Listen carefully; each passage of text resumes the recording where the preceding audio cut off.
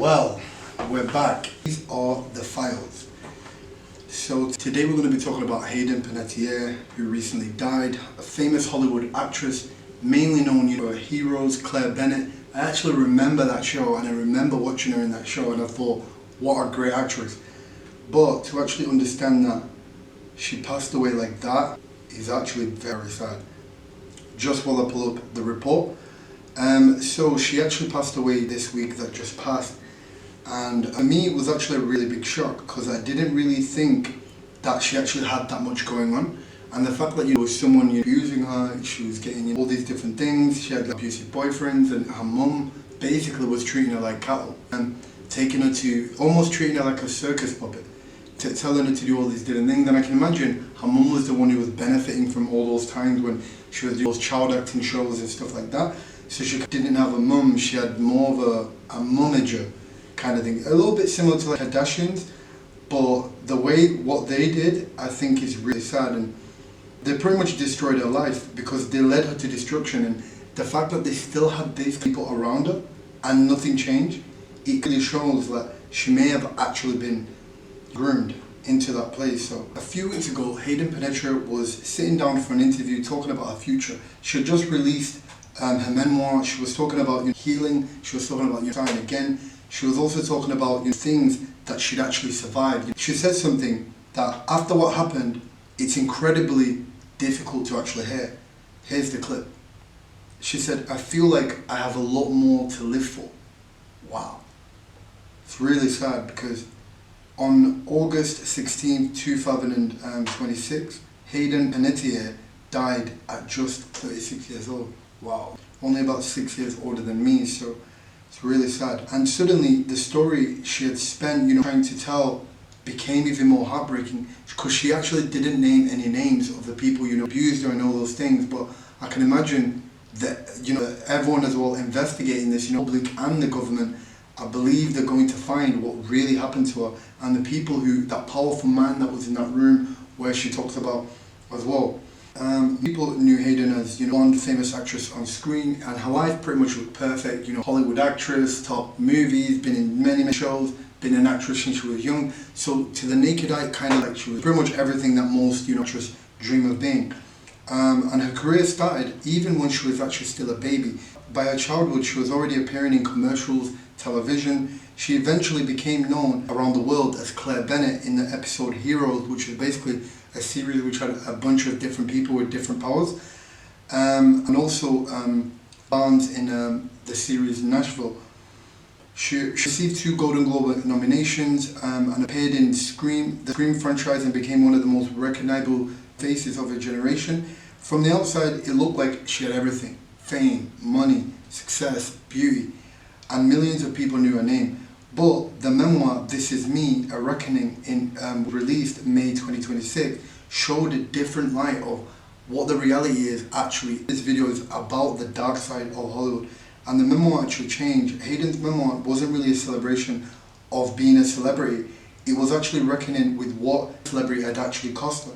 She talks about, in the entertainment industry, the pressure of being a child star, the body image, addiction, stress as well, depression, abusive relationships, motherhood, grief, experiences that left deep emotional scars. And some of the revelations were incredibly disturbing. When Hayden was 18, she described being taken by someone she trusted onto a boat, and then she was led into a room where an older famous man was undressed and she was placed beside him. Now imagine that. Imagine going into a room, 18, young actress, aspiring. Maybe many people knew her. In a sense, she was set up by who she called her friend. And that's why you've got to be careful who your real friends are. She led him into a room where an older man was undressed beside him, and she described being, by someone who she believed was actually there to protect her. And she was extremely young at this time. Her memoir also described, the involving, Hollywood, including incident and when she says an Oscar-winning actor exposed himself to her when he was just 19 years old, and an allegation involving NBC executive who kissed her inappropriately. Wow. And this is where we need to be careful. There's a lot of, Hannah Montana's, Raven, all those different people.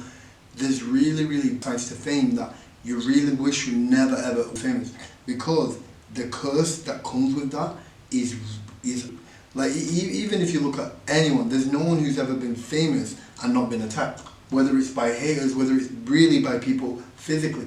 Even in the Bible, Jesus was attacked because he became so known and so, famous, but for good, that they wanted to kill him, to bring him down. You get what I mean? So it's very, very sad. They build someone up to then tear them down. The memo also described, experiences in Hollywood, and surrounded by powerful people. But being surrounded by powerful people doesn't necessarily mean that you're protected. In fact, it can actually make you a victim and let those people actually take advantage. And the dark side as well behind Nashville. One of the most haunting parts of her story is how closely her life eventually began to resemble the character she was playing. On Nashville, Hayden plays Juliet Barnes, a hugely talented woman dealing with addiction, trauma, emotional turmoil. But Hayden later said, in the line between herself, the character she became was so difficult to actually separate from. And she described, the point where Juliet Barnes was actually becoming her. So she was playing a character on screen and then started feeling like she was the actual girl on screen. So in a sense, you can tell that, she was dealing with a lot of mental trauma from all the things that had happened to her, to when she was 18, all the way to now, was even double that age. So it's actually crazy. It's actually mad. Production appeared to recognize how badly she was struggling emotionally, because she had become very good at actually hiding it. And think about, your cameras, millions of people watching you, and you're acting out the pain on screen, but meanwhile, you're actually going through that same pain yourself. It's kind of ironic. A lot of people see the performance, but they don't actually see what it's like, an actual person's going through. And one of the painful chapters that she talked about is that in 2014, she gave birth to her daughter, Kaya, and the childbirth itself was so traumatic. She described, believing that, she died during the C-section, and which, transfusion followed by, and after giving birth, she experienced severe postpartum depression. And eventually in 2018, she made the painful decision to have her daughter, Kaya, to primarily live, with her father, which was actually world champion boxer Vladimir Klitschko. While Hayden worked recovery, so she basically was going for addiction while she was having this child. And people on the internet can look at something like that and make a judgment and said, how could a mother give up custody, or how could she get herself in that situation? But if you peel back what literally happened to her, the way she was set up, the way literally they went through all these different things, literally, it's so sad, and I really hope even her mum needs to go to jail. I'm not going to lie to you, because what her mum did to her was actually evil, and she kind of led to her downfall. And her memoir and interviews will show you much more complicated. She wasn't saying, no, I don't want my child. She was actually forced to do that. Being in a situation where believing, stepping back was safer and a more responsible thing to do, while she battled with her own illness. And the reckoning came when Hayden also talks about, how addiction actually became. In 2026, in an interview, she said a doctor had warned her about continuing to drink, and it could result in her needing a liver transplant. So she drinking away, herself, through depression, probably, crying. She entered rehab and also spoken about, change, for her daughter. She also went on to actually the Jay Shetty interview. Now, this is actually the Jay Shetty interview. This was the one that really ignited things, because this was only in May, which was only about, literally just 2-3 months before she died. Wow. Very sad, and it was over 2 hours of talking and explaining behind the headlines, talking about real memoir, everything that had happened to her.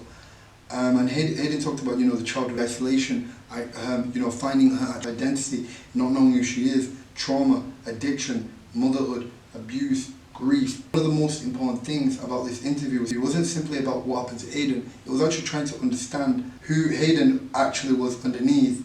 And then August 16 happened. Now, the part where you be extremely careful.